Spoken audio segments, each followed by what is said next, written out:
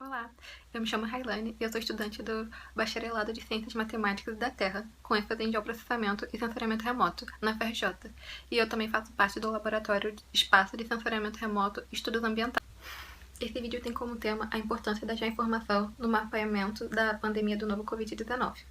Inicialmente, é preciso saber que a informação é dita geográfica quando contém uma referência espacial, ou seja, ela precisa ter um posicionamento no espaço, e é justamente essa localização espacial que a difere das demais.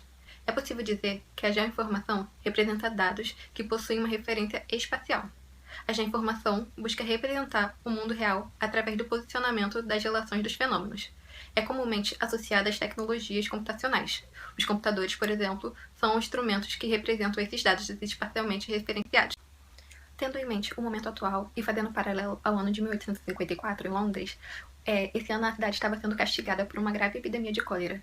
O então ministro da Saúde da época, o John Snow, ele buscava encontrar uma explicação sobre o que estava acontecendo. Então foi elaborado diversas teorias, mas a que mais teve sucesso foi a que os surtos de cólera estavam relacionados a poços de água. Ele então fez diversas investigações e entrevista com a população e conseguiu perceber que nas regiões onde as pessoas não faziam uso da água de um determinado poço, havia menos óbitos. Em contrapartida, nos locais em que utilizavam a água do poço, haviam mais mortes. Ou seja, utilizando o mapa da cidade, ele conseguiu posicionar em qual locais estavam os poços de águas e a localização dos doentes e das mortes. Esse mapa contava com a distribuição espacial e acabou sendo um dos primeiros estudos de análise espacial, e foi tão importante que se tornou uma referência. Através dessa análise, o Snow conseguiu fechar os poços contaminados, fazendo com que houvesse a diminuição dos casos de óbitos.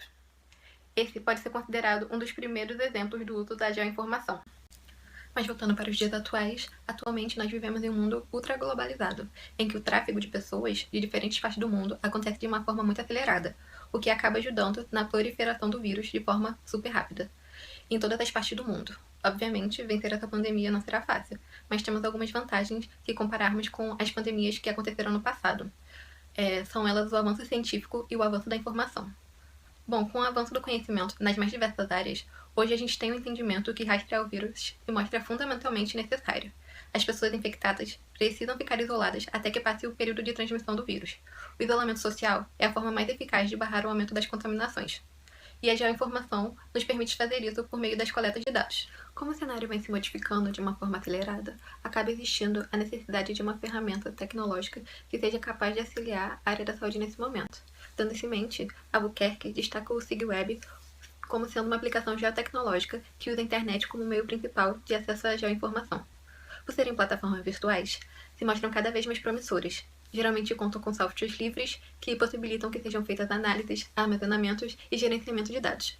Antigamente, as grandes instituições controlavam a produção de conteúdo e muitas vezes ficávamos reféns dos seus interesses para termos informações, e hoje o cenário vem mudando. Os SigWeb estão cada vez mais democráticos. Cada vez mais facilitam o acesso das pessoas com os mais diferentes níveis de conhecimento.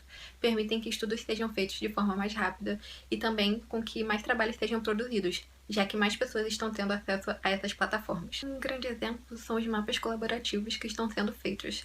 Eles são uma nova forma de mapeamento. Contam com infográficos interativos que são capazes de mostrar como a doença está se desenvolvendo em cada local, onde os primeiros casos começaram, e também é possível analisar como a curva de contaminação se manifesta. Conseguimos verificar se há um aumento no número de casos ou se há um declínio. Outro exemplo de aplicação seria fazer um mapeamento em um município para conhecer qual é a realidade daquela região. Se seria, por exemplo, necessário instalar um hospital de campanha ali. Bom, as mais diversas aplicações podem ser feitas nesse momento. E conforme todos esses argumentos apresentados, notamos a enorme potencialidade da geoinformação no que se refere a mapeamentos, nesse momento de pandemia que estamos lidando.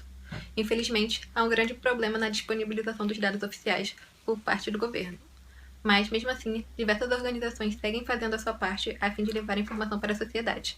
As universidades, a imprensa, o setor privado. O único caminho é a informação. É utilizar todo esse conhecimento científico dos profissionais capacitados e dos pesquisadores que estão sendo produzidos nesse momento com o objetivo de controlar a pandemia.